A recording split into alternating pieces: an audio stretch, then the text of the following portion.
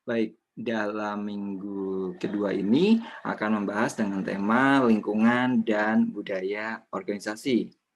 Kita mulai dari yang pertama adalah organisasi dan lingkungan, di mana organisasi ini berada dalam sebuah lingkungan, yang mana lingkungan di sini dapat menjadi faktor pendukung maupun penghambat organisasi. Kenapa bisa menjadi faktor pendukung maupun penghambat?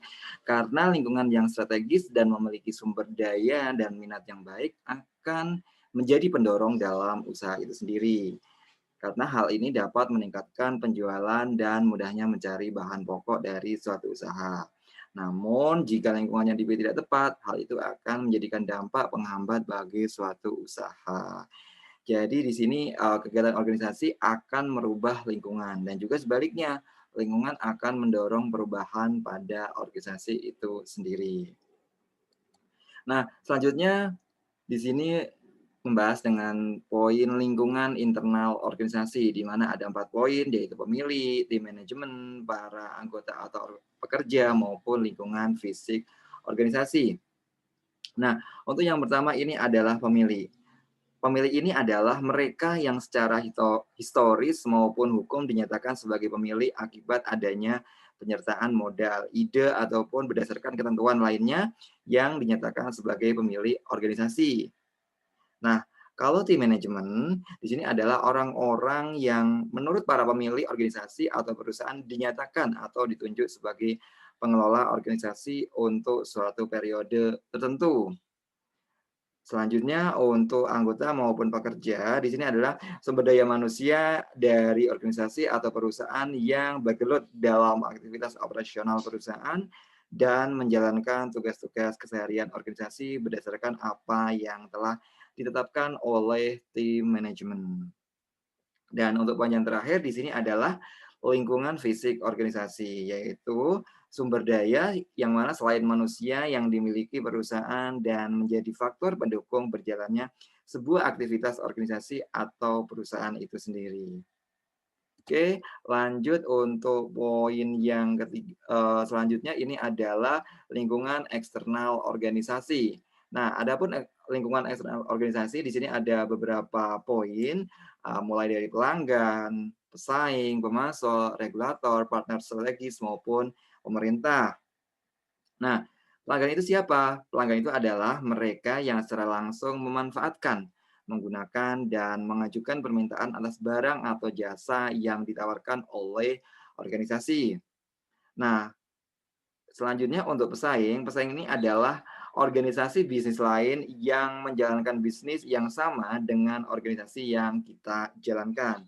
Karena bisnis yang dijalankan sama, maka pesaing merupakan tantangan yang mana sekaligus ancaman yang dihadapi oleh organisasi dalam meraih pelanggan tersebut. Nah, selanjutnya ini adalah pemasok. Pemasok ini adalah pihak-pihak yang terkait langsung dalam kegiatan bisnis dari sebuah organisasi, khususnya organisasi bisnis yang melakukan kegiatan produksi barang jadi dari berbagai jenis bahan baku. Nah, selanjutnya untuk regulator, regulator ini merupakan pihak-pihak yang berkepentingan dalam menciptakan keadaan dan kegiatan bisnis yang fair dan aman bagi semua pihak yang ingin menjalankan bisnis. Selanjutnya, untuk partner strategis itu adalah perusahaan lain yang menjalankan bisnis berbeda dengan perusahaan kita, akan tetapi dapat secara bersama-sama menjadi mitra dari perusahaan kita dalam menjalankan bisnis yang saling menguntungkan kedua belah pihak.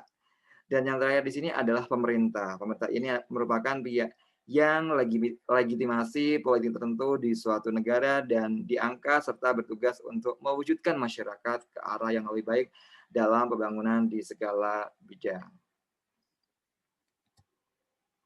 Oke, untuk selanjutnya di sini adalah lingkungan eksternal dibagi menjadi dua, yaitu lingkungan eksternal mikro dan lingkungan eksternal makro. Nah, kalau untuk yang mikro di sini ada pesaing, pelanggan, pasokan tenaga kerja maupun pemasok. Nah, bagaimana untuk yang makro? Yang makro di sini adalah ekonomi, politik, teknologi, sosial, budaya maupun dimensi internasional. Nah, selanjutnya membahas terkait budaya organisasi.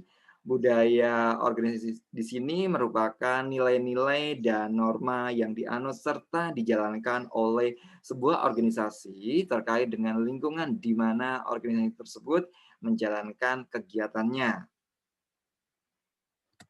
Dan ini untuk poin yang terakhir, ini adalah faktor-faktor penentu budaya organisasi, di mana di sini ada 2 poin, yaitu pengalaman organisasi dan prinsip, norma, serta keyakinan. Pengalaman organisasi di sini merupakan faktor penentu utama terciptanya sebuah budaya organisasi tertentu, serta di sini berupa keberhasilan maupun kegagalan yang dialami organisasi dalam menjalankan kegiatannya dari waktu ke waktu. Nah, kalau untuk prinsip, norma, dan keyakinan di sini diadopsi sehingga menentukan sebuah budaya organisasi.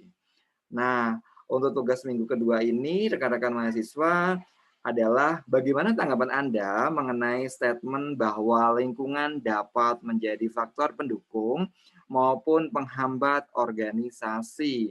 Berikan contoh konkretnya.